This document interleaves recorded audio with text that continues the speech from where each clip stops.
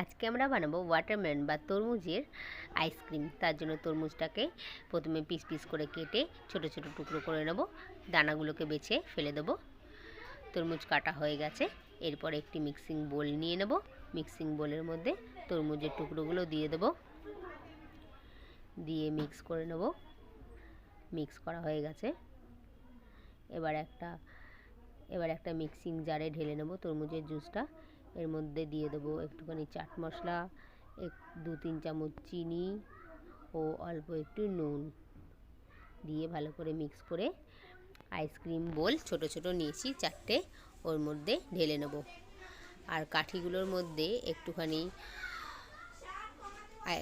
তরমুজ আটকে ঢুকিয়ে দেবো যাতে দাঁড়িয়ে থাকে। এরপরে ফ্রিজে রেখে